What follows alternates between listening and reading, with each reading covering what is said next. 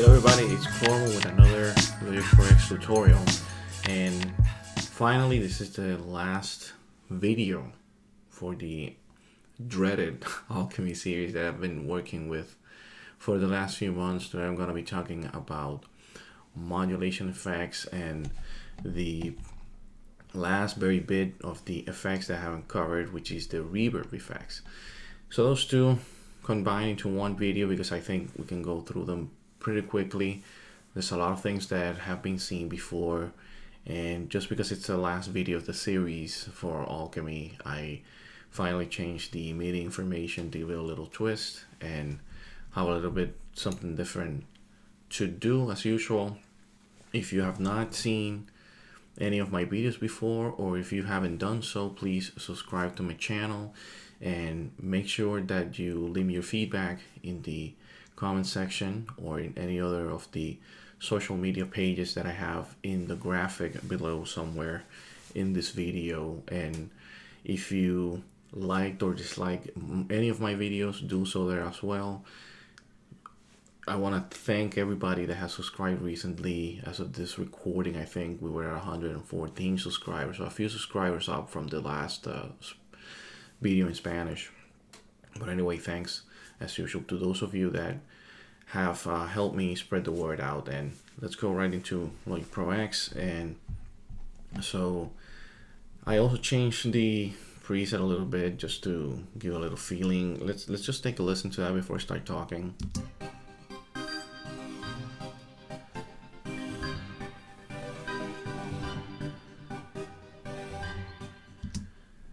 Okay, so we're in the effects section. What I'm gonna do is a little bit different. I'm not gonna change all of the effects that are already there, because that gives it kind of the body, the definition of those sounds, right? Of that piano loop that I took from the stock Apple Loops library. Okay, so please nobody try to make copyright claims like you want to buy other videos. Come on. Don't be foolish. Anyway, I'm gonna leave that, and then I'm just gonna add up as I talk, and you already listened to what the signal and the sound was as it comes from the preset, and then we're gonna see what we do to it as we start adding stuff. So anyway, let's start with delay. From the modulation effects, you have your stock modulation section here, but if delay, it's also classified or falls under modulation effects. So the group itself will include delay, chorus, flanger, and phaser type of effects. That's really what modulation or effects that introduce modulation into your sound would be classified as. And the very first thing, let's bring up the delay guy here at this new section here in the rack. And this is a stereo delay with a dual filter feedback. And you're going to see that when I start talking about the parameters and going through them. We have this left and right. We have both channels here to control. So it's the same parameters for both in this section. And anything pretty much that goes above this line would be left, anything below would be right, anything in the center would be obviously controlling both channels. And we have the rate knobs here, the very first one. So there's a delay that we can introduce here, that we can control it either via time in milliseconds when that sync button is off, but it's on right now. And when it's on, then this we're going to be syncing that rate to the tempo. So it's going to be syncing to a specific measurement, and right now you can see it's at a fourth or a quarter notes. Then if we press the sync button off, we see millisecond type of resolution. Then we have our offset knobs, and this would add an additional small delay, and it's good to fine adjust tempo synced delay. So when you have something here delayed with a sync parameter, right, with the sync control on, you can then add a little bit of offset and fine tune your delay. Then the feedback buttons, you have this is going to control the amount of the delayed signal that is fed back to the input of the delay. So just a normal feedback type of control. Then we have the filter, the filter on button, so it would be left or right, and there's gonna filter the delayed signal without affecting the dry signal. And what this means is that you can use one or both filters. Obviously, if you turn them on, right now the both would be off for the filters, which you guessed it, we have the very same list that we have seen before here. That's the next parameter, which is the filter pop-up. You can just choose one of the filters if you need to get a good understanding of what these are and what they're useful for. Then check out some of my previous videos when I was talking about the main filter section. That's mainly what I explained, that we can also use them at the source level. If I go here, you can see you have your filters also available. Moving on, then we have the sync button, which I explained already, which is going to synchronize the delay with the project tempo if it's on. Then the mono button will mix the left and right input channels, mix them down to a mono output. So that result is fed to both the left and right channels of the delay, and the dry signal will remain in stereo. So the original signal remains in stereo. Your effects and filter signal will be mixed down to mono if you press the mono button. Then from here, there's a crossover knob here, which is going to determine the stereo placement of the feedback signal. When it's at 0, the left will feed the left, and the right will feed the right. It will feed it back into the input. When it's at 50%, which is somewhere around there, when it's at 50%, each channel is fed to both inputs. So that means that left and right get fed to left, left and right get fed to right. And at 100%, then it's inverted. You're fully crossing over. So left will feed into right and right will feed into left. And we have here this initial pan knob. So what that's going to do is determine the stereo placement of the initial delay signal prior to applying the feedback. And typically the initial pan, when it's at 0%, which is there at the very middle, or at 100, when crossover is at 100, will and you can leave the initial pan at 50 in most cases. That's just like somewhere around I don't know, 50%, something like that. 48, I realize. There you go. Then we have this mix knob, and that's just gonna balance the wet and dry signal. And when it's at 0, you have at 0%, you have a dry signal only, which is your original sound without any effects. 50%, then you have an equal mix of left and right, all of the parameters that you control there. And then 100% would be wet signal only, so you're gonna be hearing only the effect that you added. Notice that I skipped very on purpose this cutoff and resonance, because we have seen them so many times that at this point you should know what they are. But if you don't, for the benefit of those that don't, The cutoff is just gonna be that cutoff frequency that is gonna affect that filter. So you're gonna define a particular frequency for both channels, and then the resonance is gonna boost or cut whatever frequencies are around that cutoff frequency. Pretty simple. Then at the very end, we have this file button with pop-up menu commands that we have seen before. So you can choose some presets. There are not many. You can save. You can copy parameters and paste them to a different channel, or just paste them again elsewhere. Or you can clear the whole delay effects parameter section or module and start from scratch if you did not want to just use one of the presets as a starting point. Okay, so let's see. So we covered now that delay. Let's introduce one of the modulations. So we have mod FX is the very first one.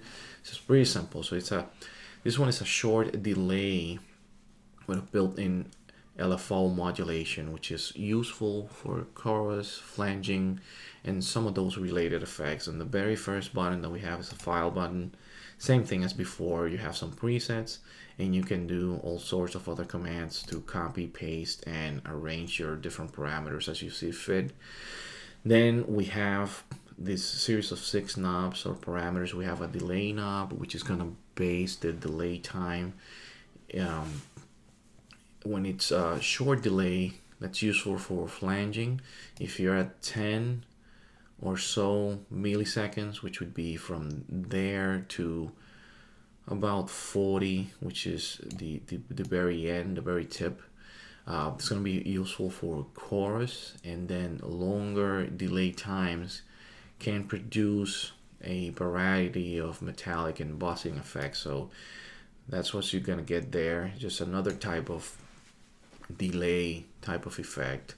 Then we have a rate, and that's just going to set the modulation speed when you're at faster rates, and smaller depths, which is this other parameter here. Then that's good for chorus effects, or it's useful for that, typically used for that when you have slower rates and greater depths. Then that's typically used for flanging effects. The mix, same thing, just it keeps the balance between the wet and the dry signal. The depth knob is going to set the intensity of the modulation. Remember that this is a modulation effects module, which has an LFO built in it. And so LFO, for those that do not know what that is, because they're watching for the first time, is a low frequency oscillator. So you're introducing a low frequency oscillator signal with this mod effects, and that way you're gonna alter your original signal and introduce an effect on it, which is gonna create obviously a different tone and a different body for it. Then we have a feedback knob, which is gonna be the level of the delayed signal that's fed back into the input, same as before. So medium to high settings are common for flanging effects, and chorus tends to use little or no feedback. So as it is right now, that would be better for chorus effect if you want to achieve that. Then stereo at the very end, that's very simple. It's just going to spread the signal across the stereo field. If it typically is going to be at 100% because you want your output to be in stereo, but you can definitely change it to whatever you please. Then the last of the modulation ones, we have a phaser, and it's a simple phasing effect, again with a built-in LFO. So that's why it's also inside this modulation, because again, modulation typically, you can see it here as well, LFO is kind of one of the very typical stock options that you have to modulate. You also have a file button. No need to explain it, what it does now. You have a rate also, which does the same thing. It's a modulation speed, and it can be synced enable. We have a sync button down here. Same thing, it's gonna synchronize the delay rates with the project tempo. We have a depth also, which is the intensity. We have a spread, which is the same thing. It's just how you're gonna spread it through the stereo field. The frequency is just gonna set at what frequency you're gonna be applying that phaser. The pulse knob, it's similar to, if you go here just for a second, remember this from the effects when I was saying this is a 2-pole filter, this is a 4-pole. Well, this is the parameter that will let you control that type of effect in here. And since we're using an LFO, then will be useful to get more control over that. So that pole knob is just gonna set the intensity of the phaser effect. In the other one we had if we go to the mod effects, we had the depth, which would control that on its own, but then here the poles is gonna control the intensity of the phasing effect. The minimum number of poles, or a minimum number of poles, using a minimum number helps reduce CPU load. So keep that in mind, because you can go up to 32 here. We had in the other filters that we only have about 10 poles, which is multiple filters. And then the feedback knob is going to do the same thing, control the amount of signal that's fed back into the input. Your sync, I already explained that. It's going to enable you to sync with the project tempo. And then the mix knob controls the balance between wet and dry. Same thing. So that's it for those modulation effects. Now let's go to the reverb effects. So let me see how many I have. I don't want to 1, 2, 3, 4, 5. Oh yeah, I can add a few more. I think I can cover the rest with here. So now we're gonna go to the reverb effects, and that's these 3 guys only that we have in this list. But the first thing is that the reverb effects are effects that are used to add ambience to the signal, which is reverb. And I've covered this extensively before when I did the other synth instruments that I have done tutorials for, especially the ES2 and the reverb, and that reverb section that I also covered during my sample beat series, how to add effects and typical effects to your beats and to your sounds. So reverb, for those that, as a refresher for those of you that may not know anything at all, when we say adding ambience to the signal, it's very simple. It's how a sound interacts with a particular environment. So let's say you're in your bathroom and you are playing some song, then your walls are made out of wood and have insulation, and you have carpet floors, and you have what else? You have some sofa. And if you don't know, I'm kind of describing my room. And you have those elements, so the sound travels and bounces off those elements, and it gives it a particular warmness and ambience. That's really the word, right? It situates the sound or a signal inside a space. Okay, so obviously, if you have a different space, a wider space, a shorter space, your sound is gonna be affected by that, right? By that space itself, the size of it, and also the material and the components that are in between the trajectory that the signal is gonna take. So that's what reverb is, and we have a set of effects that we can use to add reverb effects at the very end of our signal. So the acoustic reverb, it's a high quality full feature reverb effect, and this one is kind of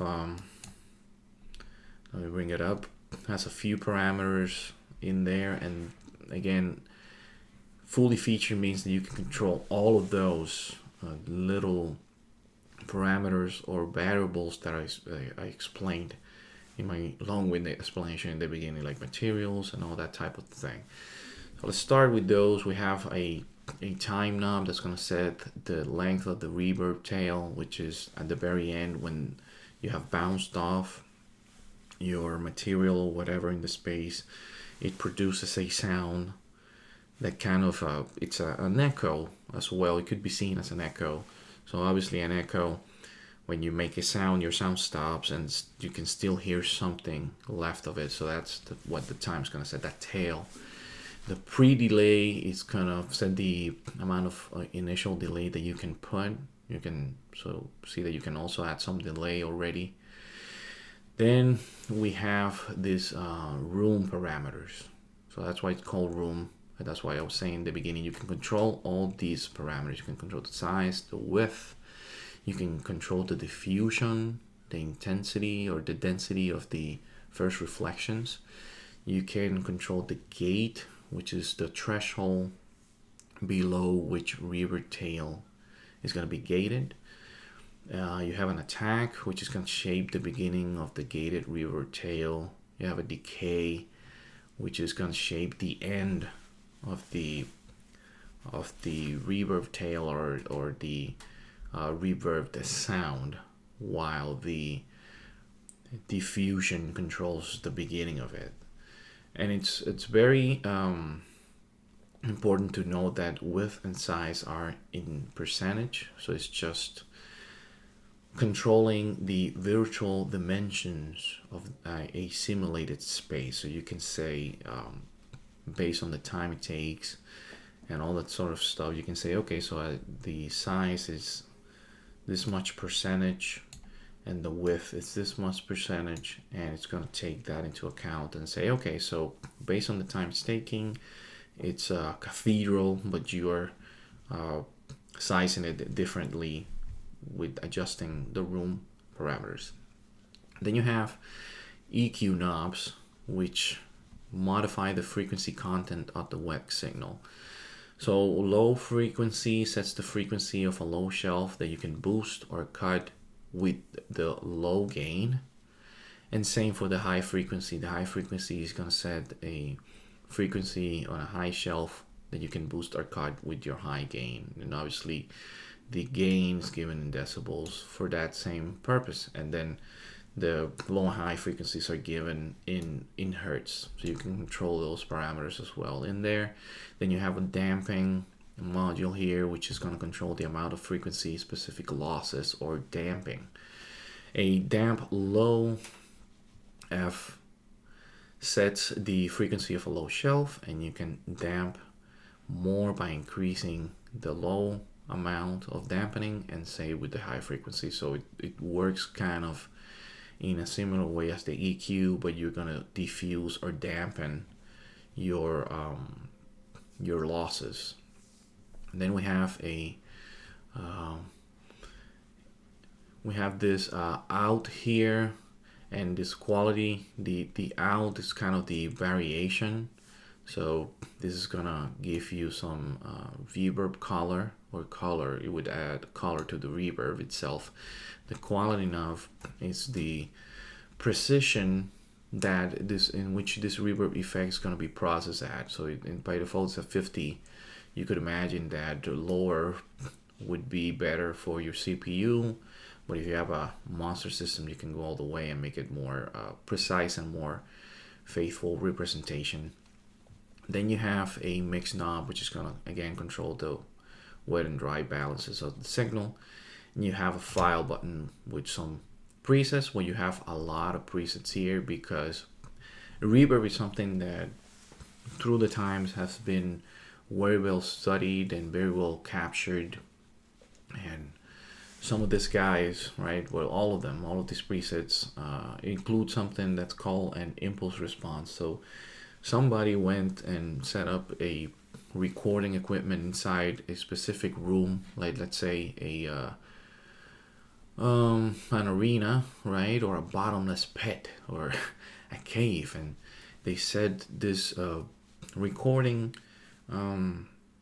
equipment and ran a signal through the space, and recorded specifically how that sound bounced off and interacted with the environment, and they created a representation electronically to use in many other programs, not just Geologic Pro X, which is called an impulse response. So that's what this preset button gives you, or that's the reason why you have so many presets available to you. And you can do also, you say you copy, paste, and clear normal parameters.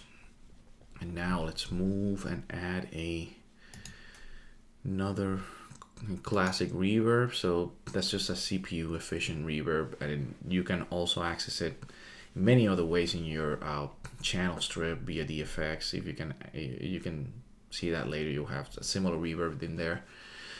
You have a file button again, but here you don't have many presets because they're trying to tell you like, hey, why don't you use the acoustic reverb one, which is better, more high quality. But hey, if you have a lower end system, you may use the classic reverb one. You have a pre-delay, which is going to set the amount of initial delay. You have a dampen knob, which is going to control those acoustic losses, that dampening, right, which we saw already here in the acoustic reverb. Then you have low and high cut. That's just going to let you set a frequency or a set of frequencies, a band where you're going to be cutting some of those frequencies. And then the size knob is going to control the dimensions of the simulated space. And again, with this low and high, you're just setting frequencies. And the wet signal and above and below, or below, well, actually it's and, it's actually an and operation. Your wet signal above and below these two guys is going to be cut. And then you have also your mix signal. That's pretty easy. And then we have, in the very end of our list, we have a convolution reverb. And this is a very high quality reverb effect that uses, again, recordings of actual acoustic spaces, such as caves, tunnels, halls, and so on. And these recordings, as I said, are called or are known as impulse responses. And you can apply an impulse response to your Alchemy preset, which makes it sound like it's being played inside that chosen acoustic space. The difference here is that you're going to be able to see the actual impulse response data in here in this viewer, and you can fine tweak it. As you can see with the little hand, you can add more points. But let's go one by one from left to right. We have the dry knob, which is going to set the level of dry signal that's sent to the output. Then same thing with the wet knob.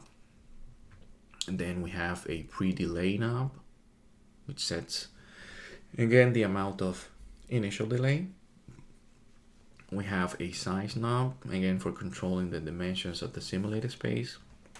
We have a stereo knob, which is gonna control the output width of the convolution. When it says at 100%, the output width is gonna be dictated by the impulse response sample, which is what we see here. It's gonna be controlled completely by that, which is good, right? Which is probably what you want most of the times when you're dealing with presets and you want to make sure that you capture the space that you're selecting from the preset. When you're at the 0% though, like that, then that's going to be equivalent to convoluting with a mono version of the impulse response. Then we have a start parameter, which is going to set the start point of the impulse response, and the end point of the impulse response is set by the end knob. The shortest possible impulse response length that you can set is going to help reduce CPU load as usual. Then we have the impulse response display, as I said. It's going to view the loaded impulse response waveform, and you can edit the envelope. It's like an envelope, right? It looks like an envelope, like the HDSR here. It's kind of the same visual representation, and you can do whatever you want with it. Pretty good, right? So you can drag a point, you can double click, or just click and add more points. If you double click, you actually take them away. You delete those points. And we have these impulse response, it's IR. So that's impulse response. Load menu, you can load an impulse response, and you can use these arrows here to cycle through them. There's quite a few, and they're pretty much, if I'm not mistaken, and don't take my word for it, but this is just me going by what I know, I think this is the exact same list that you have available to you in the platinum reverb effect that you can set here in the channel strip. So you have a huge list here that you can set. There's no shortage of rooms that you can use, so that's good. You can also load one from a file. If you, for example, let's say we're gonna go with a hall, and let's say a piano hall. This is the impulse response, you see the sample there, and that's the envelope around it. You can shape it however you want. You can change the stock parameters of it, and then save that as a different impulse response version of the impulse response that you have here, and make it your own. So you can load it that same way. Then let's see what else we have. We have a file, another file button, same thing. You have some presets there as well, but this is only gonna affect the parameter settings. Okay, so one thing is the sample, which is controlled here in the impulse response, which is really what you want. And then you have this other preset, which is just going to control the parameters around it, which lets you affect how the sample is outputted, and coupled with, you know, some changes to the actual envelope, then you can do some other stuff. Okay, let's see. Okay, so we have this reverse button, which is going to reverse playback that impulse response, giving you essentially double the amount of impulse responses that you have available. So think about that for a second, all the ways that you can alter. Right as you're at the very end of the signal path here in Alchemy, right? You took it from there to here, and you can still tweak it around and make it your own. You have the on and off buttons. That's just gonna enable, disable each filter, with where we have again our trusty filter pop-up with all the same filters available. You have also cutoff and resonance knob, which is going to set again your cutoff frequency, and then the resonance of that filter, it's going to be controlled by the resonance knob. So that was all. That was all of the effects, and that's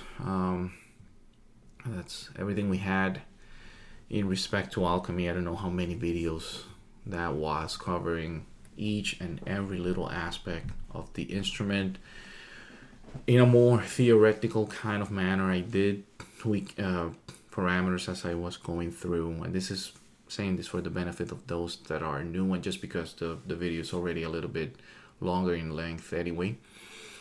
So I went, did that, and didn't give a lot of practical examples how to create specific things, which is what I'm going to be doing from now on. Okay, but before I close the video formally, let's just see whatever that did. And I realize it may be completely horrible, because I think it started here with this new delay, and I went from there on down.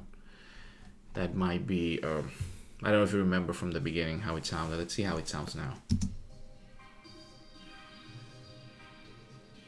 It actually doesn't sound that bad. You can kind of hear the flanging effects, and there's a lot of delay. You see, if I bring down the delay,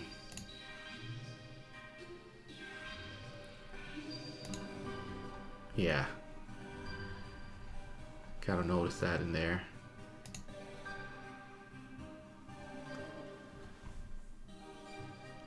Pretty nice sounding. So that's all I'm going to do there as far as seeing how our different reverbs and modulation effects in general and delay effects in general affected a signal. So again, that's all I had for this video and this tutorial specifically, and for the explaining and breaking down Alchemy into little pieces, into all these little modules, what you can do in a more theoretical sense, what you could achieve by changing parameters here and there, adding effects, all that sort of thing. So since I didn't do more practical examples like I was saying, that's what I'm going to be concentrating on for the next few weeks. So now you're going to be seeing only one video for this, and in reality what I want to do is ideally finish the Spanish version of this, and then take it from there with one video in English and Spanish. That's all, just one topic a week, or maybe two. Maybe we're gonna do two, but that would mean that I'll have to make 4 videos. So I really want to keep it at 2. Making 6 and 7 videos for 1 week, it's kind of hectic to do. It's kind of crazy. So I really want to get away from that. I just want to put both versions together. So again, the next few videos, like I said, I'm going to concentrate on more specific and practical examples, and that should give you a preview in preparation of that sound designing type of workshop that I want to do, which now that I reached the end and trying to keep my promises, right, I started to kind of plan in my mind how to want to do that, because I could do it just in video form like I'm doing now, just release some tutorials, etc., and manage it that way. But maybe I want to do it with a little bit more live interaction. I don't know. I'm still thinking about those things. It's gonna be free. First one's gonna be free because it's gonna be the first run at it. And then if I do other workshops and more other topics, then I'll see if I'll do it for a small fee, because I'm doing this for free anyway. There's a lot of content out there. If you look at the Alchemy playlist, you're gonna see how much I've done with that. Okay, so not bragging or anything, but it's the truth. So anyway, thanks again for all of you for sticking with me with my boring tutorials. It might be boring for some of you, but this is kind of the way that you have to break them down. I think it's a good way of understanding more in depth what the manual doesn't tell you, and losing that fear of working with a different type of instrument like Alchemy, which is very, very intimidating at first because it has a lot of parameters and it could get confusing and you can get lost in it very, very easily. So again, thanks for all you for the support. Thanks to everybody that has subscribed recently. Keep doing that. Keep spreading the word. Keep leaving comments and sending questions and all that good stuff. I'll see you in the next video. Peace out, YouTube.